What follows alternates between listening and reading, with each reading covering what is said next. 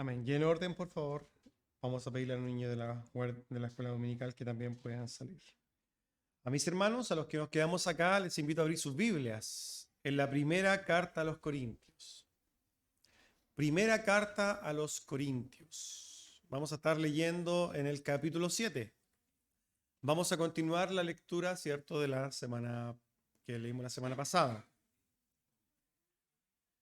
Primera de Corintios, en su capítulo 7, vamos a estar leyendo, hermanos, desde el versículo 8 al versículo 16. Primera de Corintios, capítulo 7, versículos 8 al 16, dice así la palabra de nuestro Señor. Digo pues a los solteros y a las viudas, que bueno les fuera quedarse como yo. Pero si no tienen don de continencia, cásense, pues es mejor que casarse que estarse quemando. Pero a los que están unidos en matrimonio, mando no yo, sino el Señor, que la mujer no se separe del marido. Y si se separa, quédese sin casar, o reconcíliese con su marido, y que el marido no abandone a su mujer. Y a los demás, yo digo, no el Señor. Si algún hermano tiene mujer que no sea creyente y ella consciente en vivir con él, no la abandone. Y si una mujer tiene marido que no sea creyente y él consciente en vivir con ella, no lo abandone. Porque el marido incrédulo es santificado en la mujer y la mujer incrédula en el marido. Pues de otra manera vuestros hijos serían inmundos, mientras que ahora son santos. Pero si el incrédulo se separa, sepárese. Pues no está el hermano o la hermana sujeto a servidumbre en semejante caso, sino que a paz nos llamó Dios. Porque, ¿qué sabes tú, oh mujer, si quizás harás salvo a tu marido? ¿O qué sabes tú, oh marido, si quizás harás salva a tu mujer? Hermano, tome asiento. Hoy día tenemos un tema muy práctico, quizás también muy contingente. El título del sermón es ¿Cómo procedo en el amor? Y cuesta encontrar títulos, la verdad. Una de las cosas más difíciles de los sermones, para los que sepan, es poner un título a un sermón. Y la verdad, hermanos, que hoy día vamos a ver un tema en particular que puede ser muy extenso y en virtud del tiempo vamos a tratar de verlo de manera muy generales. Así que el primer llamado, y voy a reiterárselo nuevamente, si es que quedan algunas dudas de esto, que vendrían siendo casos muy particulares, muy propios, ¿no? Para eso están las consultas pastorales y las reuniones pastorales para poder enfrentarlas. ¿Ya? La semana pasada nosotros estuvimos viendo los primeros 6 versículos de este capítulo 7 de la primera carta a los Corintios, ¿cierto? Estuvimos viendo estos primeros 6 versículos, ¿cierto? Que en general tienen que ver todos con las relaciones amorosas. Particularmente hablamos de las relaciones sexuales la semana pasada. Y hoy día, en continuación a esto, el apóstol Pablo sigue hablando, pero particularmente para normar las relaciones amorosas, ¿ya? Y es así que lo que vamos a hacer hoy día es ver lo que el apóstol Pablo habla para 5 grupos de personas. Aquí vamos a hablar de lo que el apóstol Pablo habla para 5 grupos de personas, los cuales están compuestos por, en primer lugar, solteros y viudas. Segundo lugar, matrimonios cristianos. Tercer lugar, divorciados. Cuarto lugar, cristianos casados con inconversos que los apoyan en la fe. Y quinto lugar, cristianos casados con inconversos que no lo apoyan en la fe. Si hablamos de estos grupos, quizás engloba a la gran mayoría de las personas que estamos acá, si es que no a todas. Y engloba a la gran mayoría de las personas en general, ¿no? Porque cuando hablamos de cristianos, podríamos decir que casi todos encasillan entre estos grupos. Yo espero que cada uno de ustedes pueda tomar su parte. Ahora bien, como son hartos grupos y hay hartas indicaciones, vamos a ir directamente al texto, ¿ya? Parte diciendo entonces el apóstol Pablo en su versículo 8, digo pues a los solteros y a las viudas, qué bueno les fuera quedarse como yo. Y ahí tenemos el primer grupo. Solteros y viudas, están estos juntos. Tanto solteros como viudas están en el mismo grupo y porque particularmente ellos tienen entonces una cosa en común y es que ambos no tienen pareja, ¿no? Si alguien no sabe lo que es un viudo, es aquel que su cónyuge ha muerto, ¿ya? En este sentido, el apóstol Pablo le dice que a este grupo de personas que ya están solas, que no tienen pareja, les sería bueno quedarse como él. ¿Cómo era él? ¿Cómo estaba el apóstol Pablo? El apóstol Pablo estaba solo. Él se abstuvo, podríamos decir, de ya sea mantener o tener una relación nueva. Él se dedicó 100% al ministerio. El apóstol Pablo tenía el don de continencia y se dedicó 100% al desarrollo de su ministerio. No es el mismo caso que, por ejemplo, el apóstol Pedro. El apóstol Pedro andaba con su esposa para todos lados, predicando. Él vivió una vida de casado, ¿cierto? Pero Pablo particularmente no. Podríamos decir que Pablo sí aplicó el celibato, aunque se entiende que él estuvo casado en un momento anterior. No sabemos las circunstancias de su separación, pero sí sabemos que en este momento y para su vida para adelante iba a estar solo. Entonces él llama y aconseja a los solteros y a las viudas. Sería bueno que se quedaran solos. Ahora, ¿por qué? ¿Por qué sería bueno? Y esto quizás en el tiempo en el que vivimos hoy día es muy difícil de entenderlo, ¿no? Porque una de las cosas que aspira hoy día uno en esta sociedad es a tener una pareja, tener un compañero. Pero si lo pensamos desde una perspectiva bien piadosa, ¿no? Podríamos decir que es una tremenda oportunidad el estar solo, siempre y cuando esto sea para entregarse al Señor y al servicio del Señor. Vivir una vida, un ministerio, ya sea, no sé, misionero o dedicarse 100% a servir, a establecer, ¿cierto?, el reino de Dios en la tierra. Eso quizás es una forma piadosa de verlo, sin lugar a dudas, pero algo que en general de buena primera nadie quiere, ni siquiera los cristianos.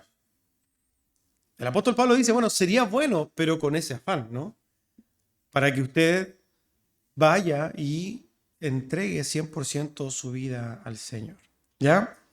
Ahora bien, este es el primer llamado a este grupo, pero el apóstol no se queda así porque como ya lo mencionamos la semana pasada, sabemos que los seres humanos tenemos ciertas condiciones, casi podríamos decir fisiológicas, ¿no? Como es la necesidad misma de relacionarnos sexualmente. Y el apóstol Pablo habla de un don, dice en el versículo 9, pero si no tiene don de continencia, cásense, pues mejor es casarse que estarse quemando. Ciertamente el poder estar solo, hermanos, es un don, es un regalo de Dios, es una capacidad, podríamos decir, dada por Dios, superior para poder mantenerse solo. ¿Por qué? Porque en general, si pensamos en las personas solas, hay muchas personas solas y la gran mayoría de las personas están solas no porque tengan el don de continencia. Están solas porque o son insoportables, ¿cierto? O porque realmente no saben mantener una relación en el tiempo, o porque derechamente también no son atractivos para una persona del sexo opuesto, o derechamente porque no le gusta estar amarrado. Y quizá hay muchas más opciones, pero si pensamos en que están solos porque tengan el don de continencia, la gran mayoría no. La gran mayoría están solos, pero sufren con sus anhelos, con sus necesidades sexuales. Y tratan de satisfacerlas de diferentes maneras. Aquí el apóstol Pablo está hablando de un don, de una capacidad de una persona de quedarse solo y esto que no sea una necesidad.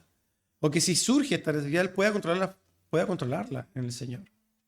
Si es que una persona eventualmente no tiene este don, que es la gran mayoría de las personas, entonces el apóstol dice, mejor cásese. Cásese mejor, porque es mejor casarse que estarse quemando. Y aquí el apóstol Pablo usa un eufemismo, ¿cierto? Una palabra suavizada para decir que en vez de estar ardiendo, anhelando, queriendo tener relaciones sexuales con otra persona, y estar, por tanto, pecando a través de esto, mejor cásese. Y ya nosotros la semana pasada también hablamos de esto, ¿cierto? No es casarse con la primera persona que venga. El llamado a los tanto viudas como solteros no es llegar y casarse con cualquier persona. Y quiero hacer este énfasis también en las viudas. Porque generalmente nosotros vemos y asociamos a las personas viudas con personas de mayor edad, ¿cierto? Sobre todo hoy día en este tiempo donde la expectativa de vida es alta. Pero sin lugar a dudas hay muchos casos en que personas jóvenes quedan viudos, viudas o viudos. Personas de 40 años, viudos o viudas, son personas jóvenes. Quizás en el contexto particular en el cual se escribe la carta a los Corintios, un hermano corintio que quedó viudo a los 40 años era un hombre ya mayor, ¿cierto? Un hombre que quizás decía, no, ya mejor me quedo solo porque mi expectativa de vida no creo que sean más de 5 o 10 años más. Mejor me quedo solo.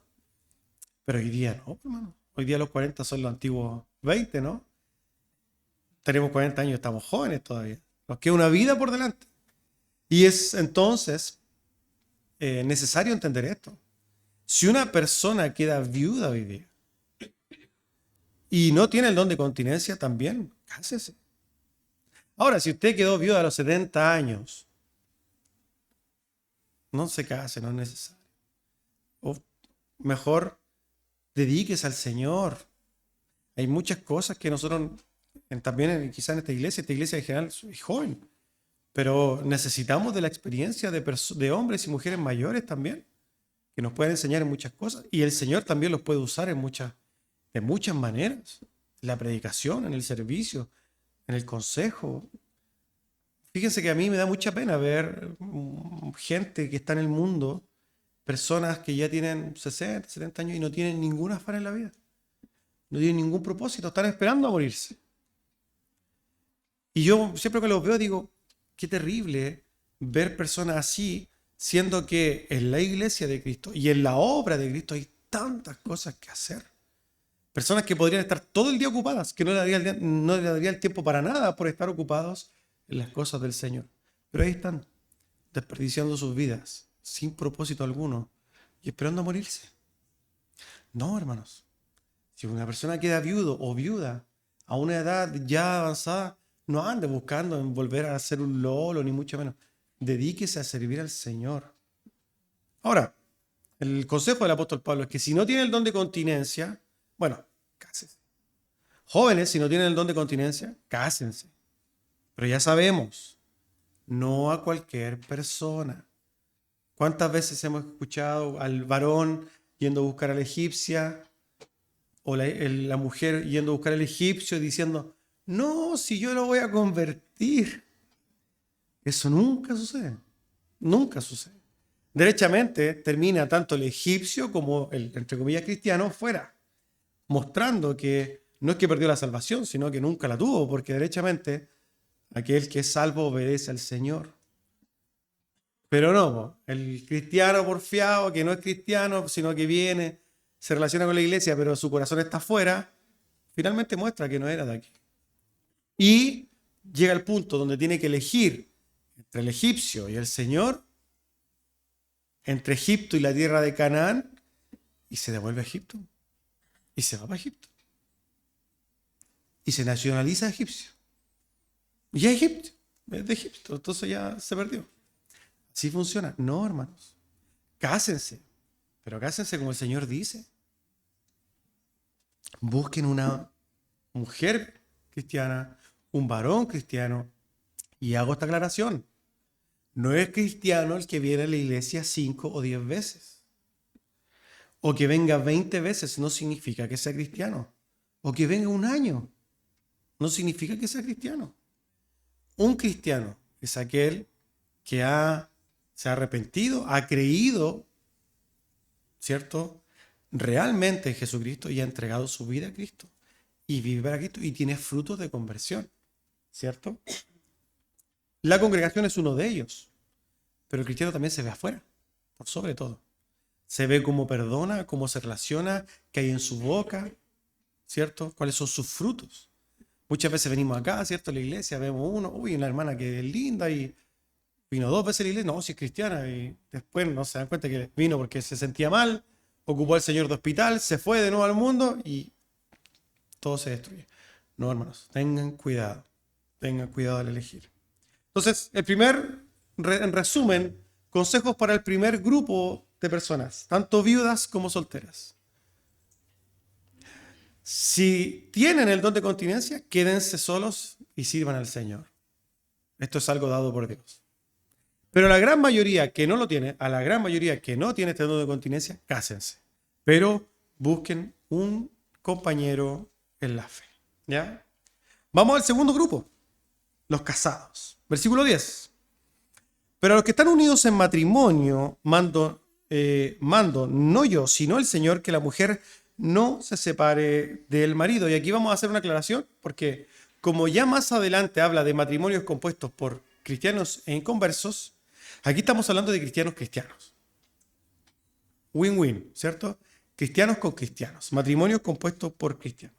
El apóstol Pablo dice, bueno, no mando yo, sino que el Señor dice que el hombre no se separe de la mujer.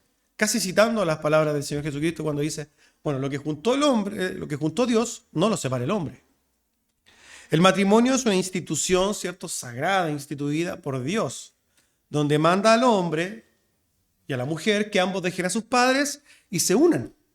Y ya no son dos, sino que son uno. Muchas veces pensamos diferente, muchas veces creemos cosas diferentes, muchas veces opinamos diferente, anhelamos cosas diferentes, pero somos uno. Ante los ojos de Dios, entonces, podríamos decir que somos uno. Y nosotros, lamentablemente, hermanos, vivimos también quizás hablando del contexto, aplicándolo a nuestros contextos particulares, que lamentablemente hoy día vemos una cantidad de divorcios, hermanos, impresionante. Es impresionante la cantidad de personas que se separan. Estuve leyendo un estudio, ¿cierto? Que había hecho un estudio de los divorcios. Y digamos, la más alta cantidad de divorcios se había dado en Rusia, fíjese, llamativo. En Rusia. Donde derechamente 2/3 de los casados estaban divorciados. 2/3, hermanos. Es impresionante la cantidad de divorcios que se dan. Y lamentablemente también se dan en contextos evangélicos. Es triste verlo. Pero también se dan en contextos evangélicos, cristianos separándose. Nadie llega al altar con la intención de separarse, ¿no? Todos llegamos con la ilusión al altar de estar juntos para toda la vida. Todos nos paramos y acordamos casarnos y ponemos al Señor de testigo para estar toda una vida juntos, como dice, cierto, generalmente el juez, hasta que la muerte los separe. Porque sin lugar a dudas, el Dios de la vida y de la muerte es el que finalmente separa el matrimonio, ¿no? O debería separarlo, llevándose a uno de los dos, o a los dos juntos. Todos nos acercamos al matrimonio con la intención de estar hasta viejitos, ¿cierto? De hecho, con mi esposa a veces vamos en el auto y vemos 2 viejitos caminando y decimos, mira, así terminamos los dos. Caminando apenas, ¿cierto? Pero sería lindo. Eso es lo que anhelamos, eso es lo que queremos. Y eso es lo que yo creo que quiere cualquier persona que se casa, ¿cierto? Envejecer, juntos, acompañándose.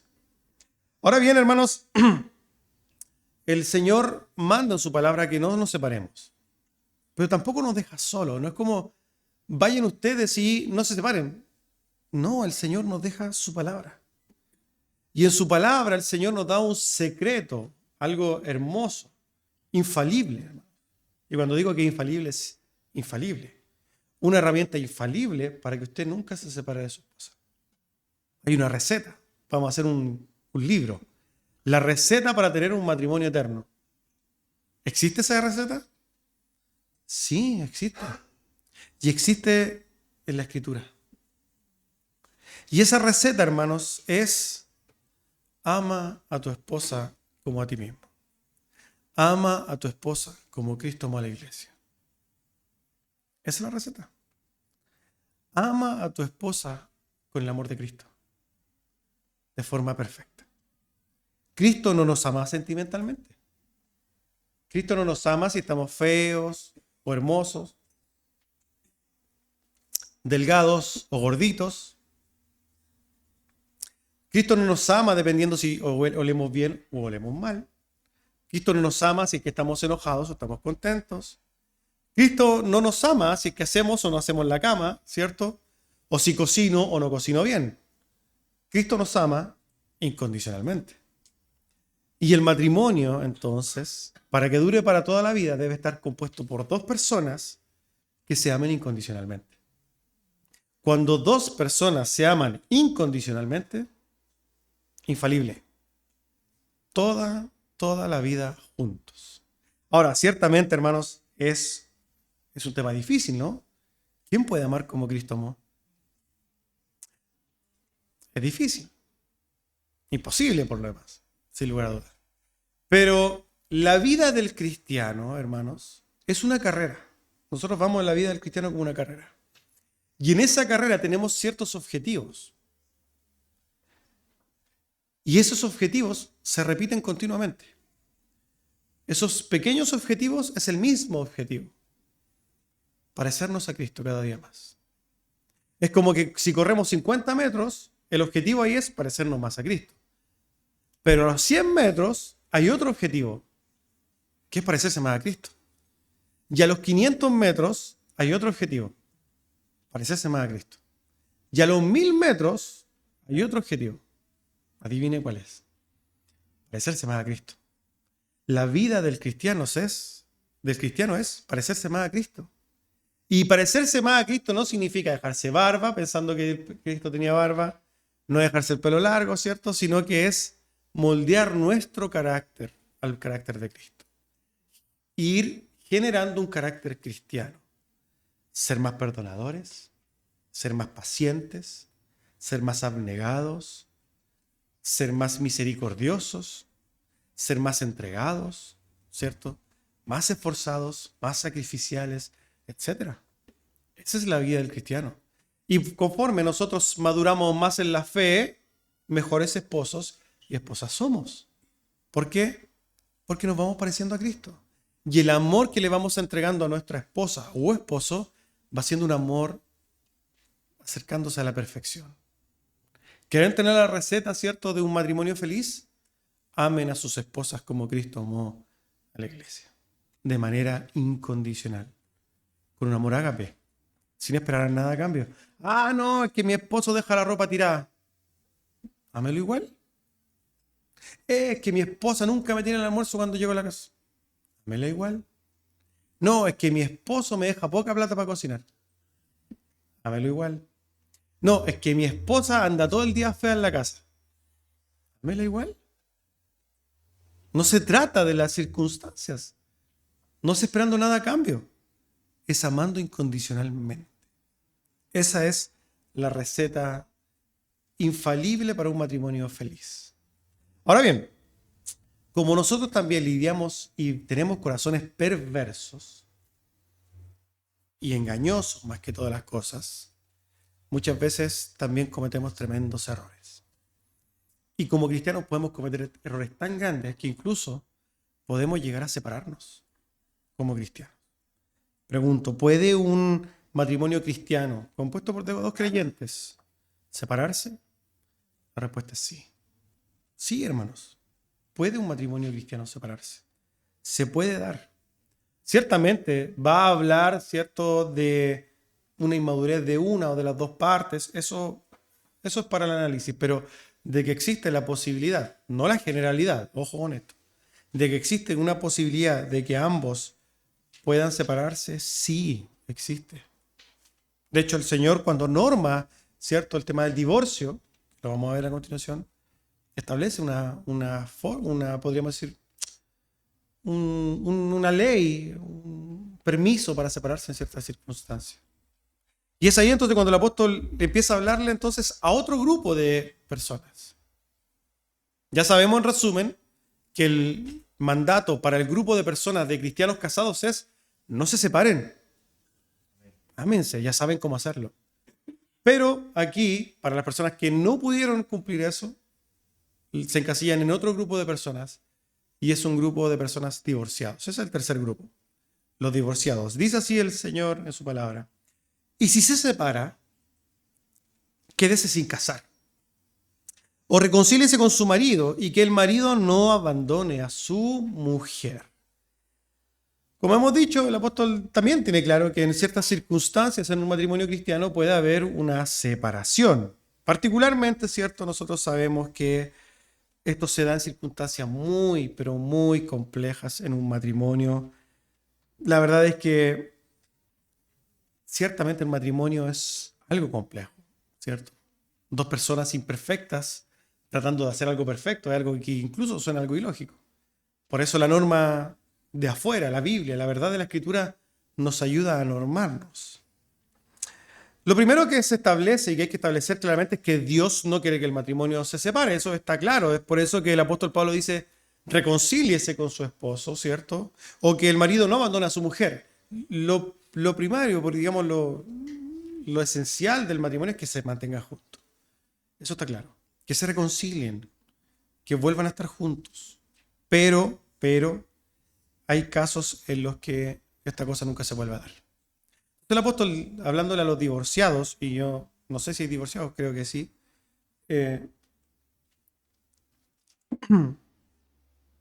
empieza a hablarles a ellos y les dice, bueno, si usted se separa, mejor quédese solo. Matrimonios cristianos, si usted se separa de su matrimonio, mejor quédese solo. ¿Pero cómo? Me separé a los 20 años, tenía, no sé, 25 años, me casé hace poco, matrimonio joven cristiano y se separó. Bueno, ciertamente es un cristiano muy, o sea, es un matrimonio muy maduro, debería hacer todo lo posible por volver, ¿no? Porque el matrimonio es como un niño, ¿no? Como una persona. Nace un matrimonio y es un bebé. Cometemos una serie de errores, nadie nos enseñó nada. Traemos nuestras costumbres, ella y la otra persona trae sus propias costumbres, las tratamos de amoldar y es un caos. Pero conforme va pasando el tiempo, como dice la escritura, hierro con hierro se abusa, ¿cierto? Entonces vamos moldeándonos y al final no nos damos cuenta y nos vamos como mimetizando. ¿Se han dado cuenta que los esposos finalmente que se parecen con los años? Está estudiado. Sí, se van pareciendo, se van acomodando, se van pareciendo incluso. Y cuando ya son grandes son matrimonios maduros. Ahora, volviendo al tema de los separados, cuando ya esta situación se da, nosotros tenemos que ir a la Biblia para también saber un poquito más detalles de esto. Y no podemos dejar de hacer cierta referencia a las palabras del mismo Señor Jesucristo, normando los divorcios. El Señor establece que hay un hermano, un motivo por el cual un matrimonio puede separarse. Y es cuando una persona, uno de los dos, ha sido infiel o ha tenido inmoralidad sexual que afrente al otro.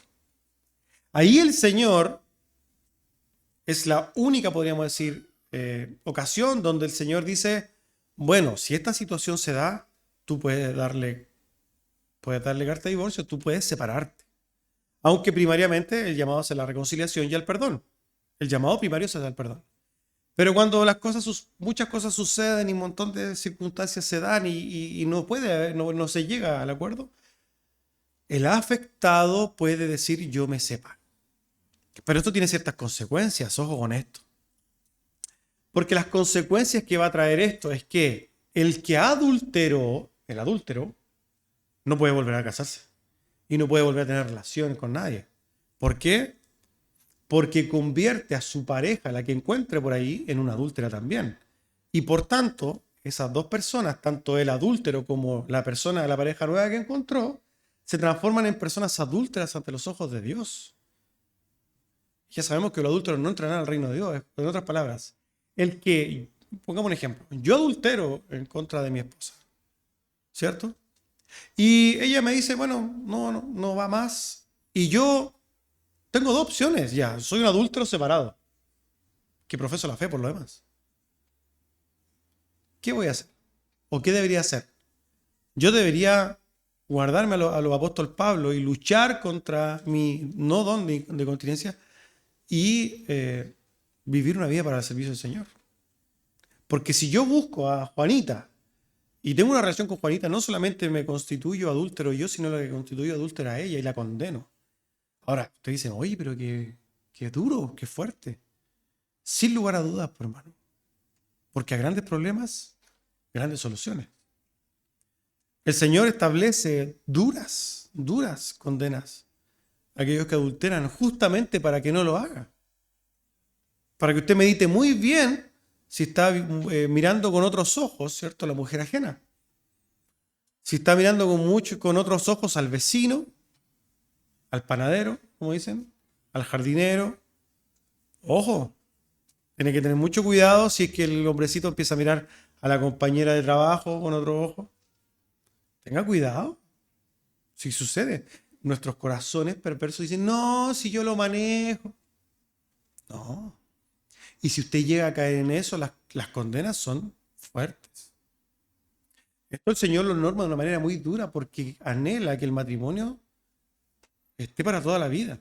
Y un matrimonio no va a durar para toda la vida si usted anda de aquí saltando como cantaba Maná, ¿cierto? La mariposa traicionera. Eso no va a lugar. Es una realidad. ¿Usted estaría con una mujer que lo engaña día a día? No, pues, hermano.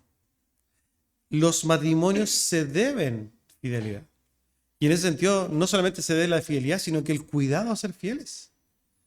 Ojo con esto. El Señor pone condenas muy duras para evitar que nosotros adulteremos. ¿Adulteramos en el corazón? Sí. Y el que diga que no es falso, sí lo hacemos. Pero una cosa es adulterar con el corazón perverso y la mente, y otra cosa es darle cabida a esos pensamientos. Recordemos lo que dijimos la semana pasada. Que se le pare una paloma en la cabeza no es culpa suya. Pero si le hace un nido arriba, es culpa suya. Ojo con eso. Entonces, una persona que fue adulterada, ella, ahora, ¿qué hacemos con la hermana que fue adulterada? Ella puede rehacer su vida. Y ante los ojos de Dios, como afectada, ¿cierto? No va a ser catalogada adúltera, ella puede rehacer su vida. Ciertamente los parámetros bíblicos, buscando un nombre del Señor, bla, bla, puede hacer su vida. Si ustedes se fijan, el que sufre la condena fuertemente es el que afecta, el adúltero. Ese es tremendamente castigado. ¿Ya? Ahora bien, hermanos, sin lugar a dudas, nosotros podemos ver que hay otras cosas que también son argumentos para separarse. Y por tanto podemos ir a los motivos que no son motivos como la infidelidad para separarse. ¿Existen motivos que no son el adulterio que nos permiten separarnos? La respuesta es sí. Y ojo con esto.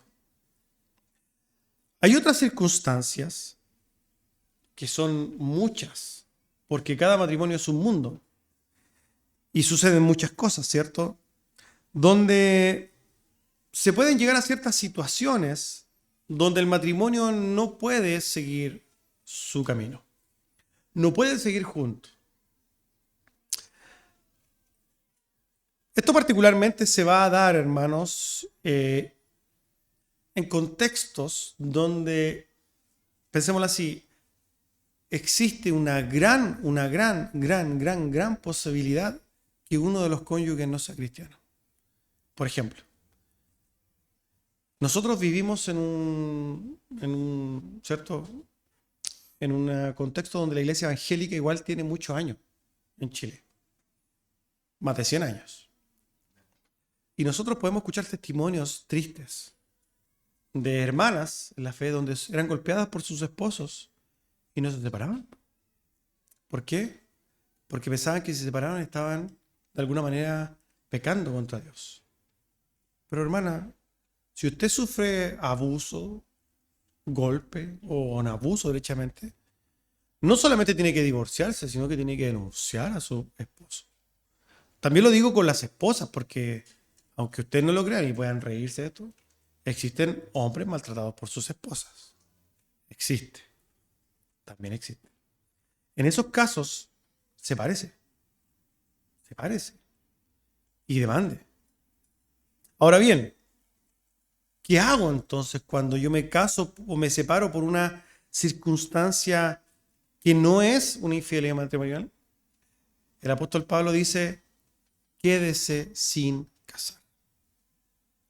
El mandamiento es, ¿usted se separó por otros motivos que no fue la infidelidad sexual? Bueno, entonces, divorciados, quédense sin casar. Dediquen entonces sus vidas para el Señor. Es triste ver, hermanos, cómo personas pasan de relaciones tortuosas a otra relación tortuosa y después a otra relación tortuosa y después a otra. No, hermanos. Tenemos que entender que esto es lo que vende el mundo. El mundo le vende esto.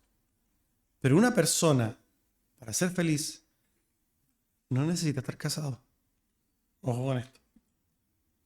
Una persona, para ser feliz, no necesita tener hijos. Una persona, para ser feliz, no necesita tener dinero. Una persona, para ser feliz, no necesita ni siquiera tener amigos. Una persona, para ser feliz, necesita a Cristo.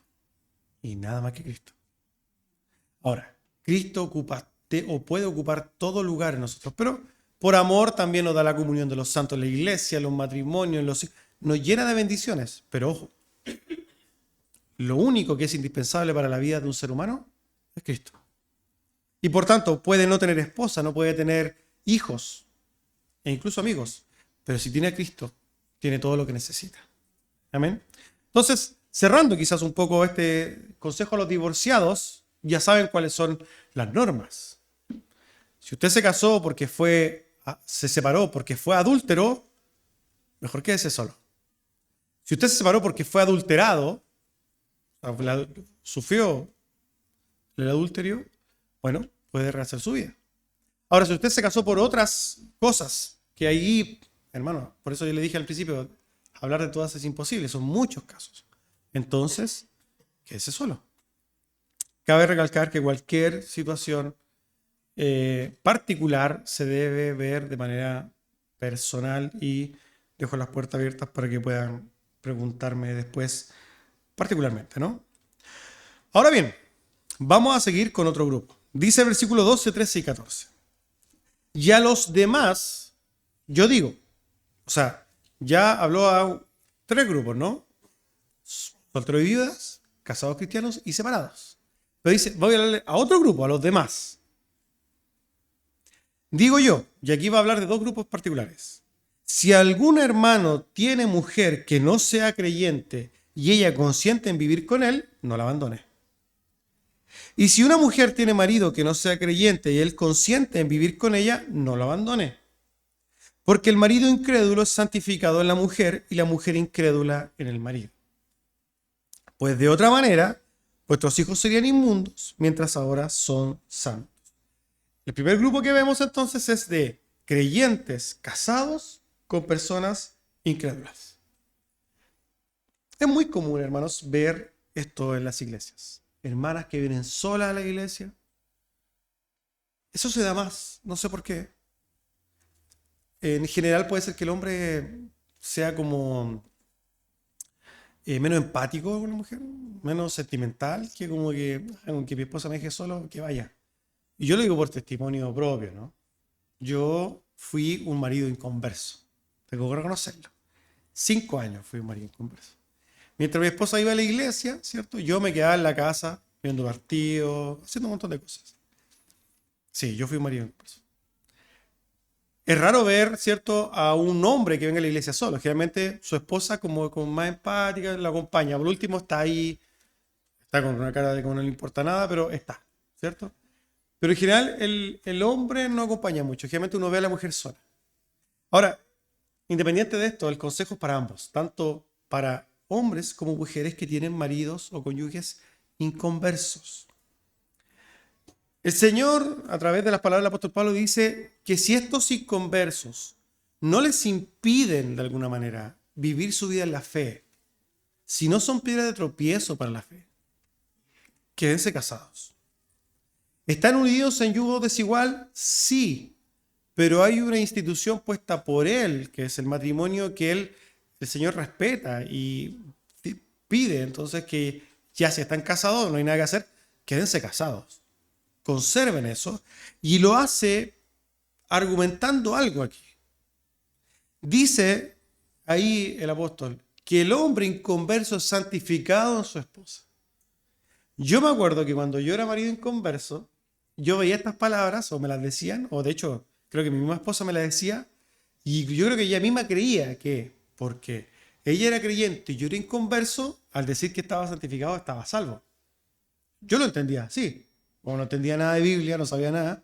Suena como que dice eso, ¿no? Como que, si mi esposa va a la iglesia y me santifica, me salva, estamos bien, que vaya ella a la iglesia, total, yo soy salvo. Es lo que pensaba, yo les digo, es verdad, es lo que yo pensaba. Y me quedaba tranquilo con eso. ¿Será eso lo que está diciendo el apóstol Pablo? Ahora entendemos que no, no. ¿Qué quiere decir en primer lugar el apóstol con esto? Quiere decir que cuando pensemos así, una mujer creyente vive su vida cristiana en su casa, lee la palabra, ¿cierto? Ora al Señor, ora por su marido inconverso, establece principios o normativas cristianas, ese marido inconverso empieza a disfrutar o empieza a recibir los beneficios de la escritura, de llevar a cabo la palabra, de los santos. Y se empieza de a poco, podríamos decir, a impregnar de esta santidad. No es que él sea santo apartado del pecado, sino que él empieza a disfrutar, a ser de alguna manera partícipe de manera indirecta de las cosas santas. Cuando una mujer ora dando gracias por los alimentos, el marido inconverso que empieza a oír se empieza a relacionar con las cosas santas. A eso se refiere. No es que el cristiano ahora es salvo, no. El hombre que está casado, inconverso, que está casado con una cristiana, está condenado. Y cuando venga, se mueran los dos, uno va a estar en el cielo y otro va a estar en el infierno. El llamado a los esposos inconversos y esposas inconversas de cristianos es: arrepiéntanse, crean en Jesucristo para que tengan vida eterna y salvación. Si no, olvídense, lo que haga su esposa no tiene nada que ver con usted. Usted no va a ser salvo porque su esposa ora o porque da las gracias. Usted no va a ser salvo porque incluso ella ore por usted. Ojo, que eso también sucede mucho. Yo sé que las mujeres y hombres inconversos, o sea, mujeres y hombres cristianos que están casados con inconversos, oran por sus esposos. Es el anhelo de cualquier hombre cristiano tener a su esposo, su compañero ahí al lado, luchando juntos por la fe, edificándose juntos, creciendo en santidad. Yo cuando era un esposo inconverso ni me meditaba en estas cosas, no me importaban. Y yo quería que mi esposa fuera a la iglesia para que me dejara tranquilo un rato. Sería la verdad las cosas. Y yo decía, y aquí yo soy sincero, mi esposa ha ido cambiando. Y mientras siga yendo y siga cambiando va bien, que siga nomás. Y ahí yo era santificado por medio de ella, de las cosas que hacía. Porque ella empezó a implementar cosas cristianas en la casa. Y yo sin darme cuenta fui santificándome. No era salvo, sin lugar a dudas. Pero llegó un punto en la vida donde el Señor me llamó. Y llamé aquí estoy. Ya han pasado casi 10 años de eso. Hermanos, o si es que están escuchando, porque aquí también escuchan por las redes, quizás escuchan personas que ya se están santificando, porque un creyente que escuche la palabra de Dios, de alguna manera se está santificando igual. El que está en el mundo, el que está afuera, como dice después de los niños, son inmundos, no tienen nada que ver con las cosas celestiales. El hecho de que el inconverso esté exponiéndose a la palabra ya es una forma de santificarse. No es salvo, ojo, pero se está exponiendo a las cosas santas. Sepa aquel hombre o mujer inconversa que tiene a su mujer o marido creyente que el anhelo del corazón de la persona a la cual juró amarlo es que usted le acompañe y que usted se entregue a Cristo. Entonces reflexione, porque esa es la compañera o compañero que tendrá para toda la vida. Y qué hermoso sería que toda la vida estuvieran en Cristo. Y que después, obviamente, puedan compartir la eternidad. Ya no como seres humanos, ¿cierto? Sino que serán como ángeles. Ahora bien, esto de la santificación también, ¿cierto? Se amplifica a los niños. Él dice, entonces, si son del mundo y ellos no tienen nada que ver, serían inmundos. Los niños del mundo son lamentablemente inmundos, pero él los llama santos, haciendo referencia a lo mismo. Los niños se santifican por las cosas de sus padres. Nuestros niños nacen todos inconversos, ¿cierto? Pero nosotros, a través de la disciplina, de la enseñanza, vamos santificándolos continuamente. Van relacionándose con las cosas santas, se van acercando a las cosas santas. Pero ellos también necesitan arrepentimiento y fe. Porque si nuestros hijos se mueren, no son salvos porque sean hijos de creyentes. Necesitan arrepentirse, necesitan creer en Cristo. Y por eso lo que hacemos con nuestros niños es predicarles. Y orar al Señor para que el Señor haga algo en sus vidas. Amén. Ahora entonces, el consejo para redondear esto, el consejo para el cristiano que está casado con un inconverso: no se separe, sea ejemplo. Pero tenga claro algo: Cristo está antes que el esposo. En este sentido, si su esposo o esposa es inconverso y no quiere orar para dar gracias a los alimentos, usted la da igual. Si es que él no hace nada, usted ore en la casa. Es que en mi casa, como son todos inconversos, nadie escucha himnos. Escúchelo usted en la casa. Es que no se lee la palabra porque son todos inconversos. Léala usted. Estudie. La responsabilidad del cristiano creyente es llenar su hogar de la presencia de Dios. Usar los medios de gracia. Y que lo vean sus hijos, que lo vean su esposo o su esposa. De frutos. Muestra a Cristo en su vida. Si usted, persona cristiana que tiene esposo o al revés, si el cristiano percibe que su esposo o esposa no la ama a usted como Cristo, usted sí tiene que hacerlo. Usted ame a su esposo o esposa como Cristo. Y usted va a ver cómo el corazón de su esposo o esposa va a ir siendo quebrantado de a poco. Eso es el consejo para los cristianos que tienen esposos o esposas inconversas. Muestra a Cristo. No, es que a mi esposo no le importan, o a mi esposa no le importan nada las cosas de Cristo. Hágalo. Y se va a dar cuenta cómo con el tiempo el Señor va a hacer crecer flores preciosas donde había un pavimento que no se podía romper con nada. Hágalo. Ahora bien, nos quedamos entonces con el último grupo. El último grupo que es nombrado entonces en el versículo 15. Pero si el incrédulo se separa, sepárese. Pues no está el hermano o la hermana sujeto a servidumbre en semejante caso, sino que a paz nos llamó Dios. Este grupo está compuesto por cristianos que están casados con inconversos, pero tiene un inconverso al lado que no quiere que siga la fe, que le hace la vida imposible. Ah, el pastor dijo que tengo que poner alabanza. Voy a poner alabanza en la casa. Eso.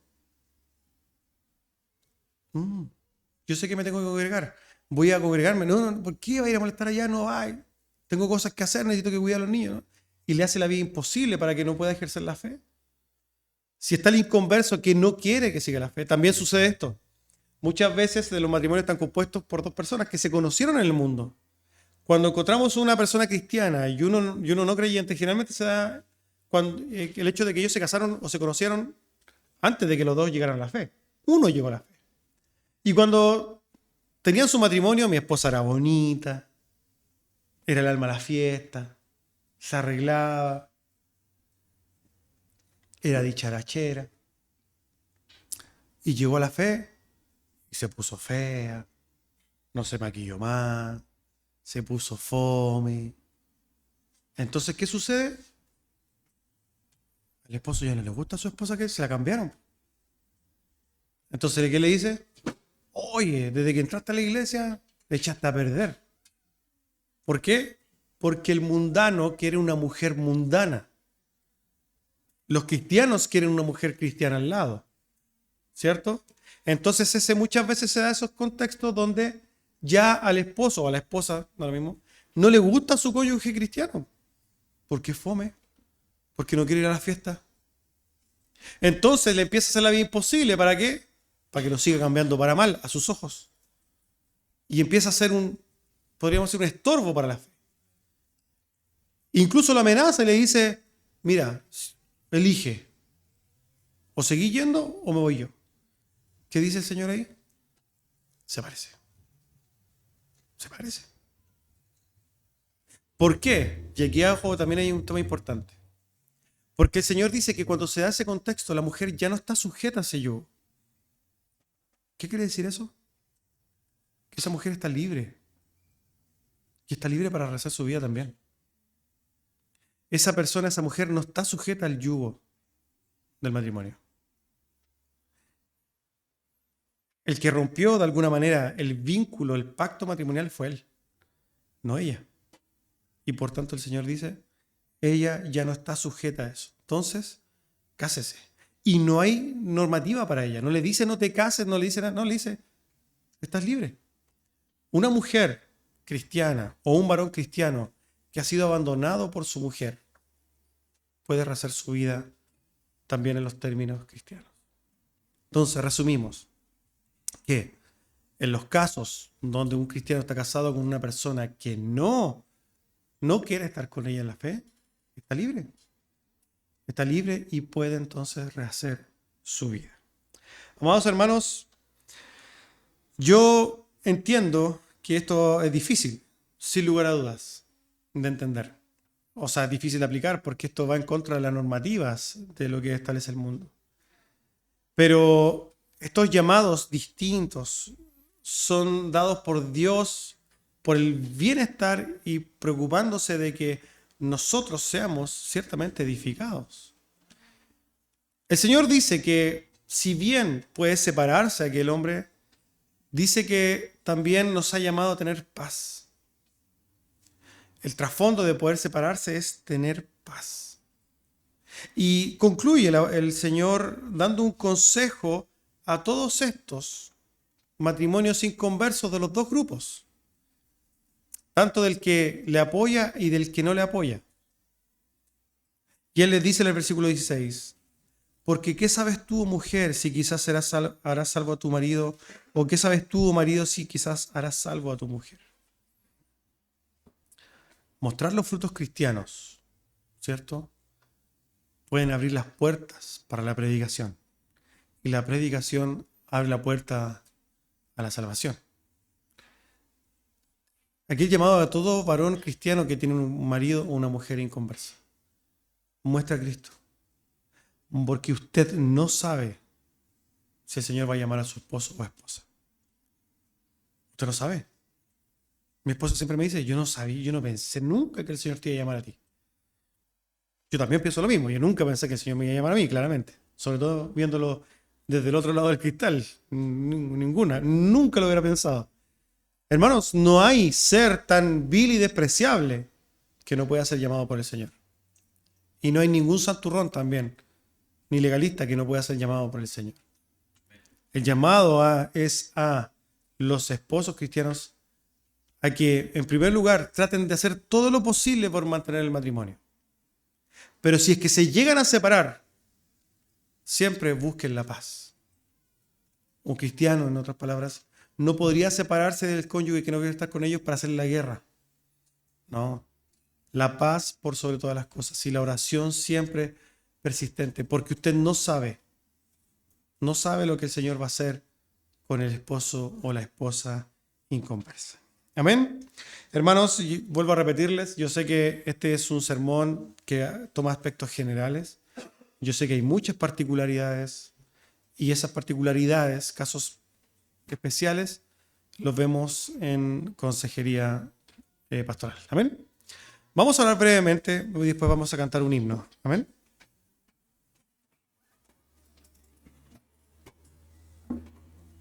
Señor, damos gracias por su palabra.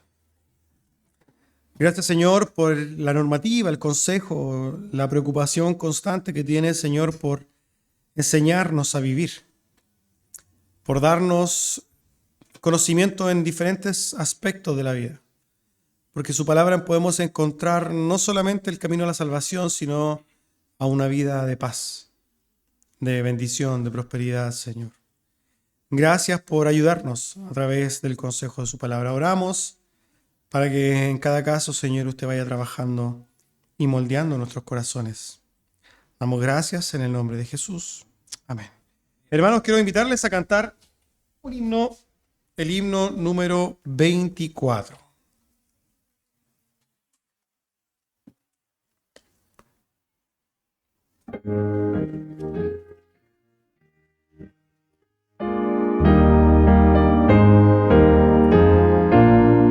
A Cristo coronad, divino Salvador, sentado en alta majestad, es digno de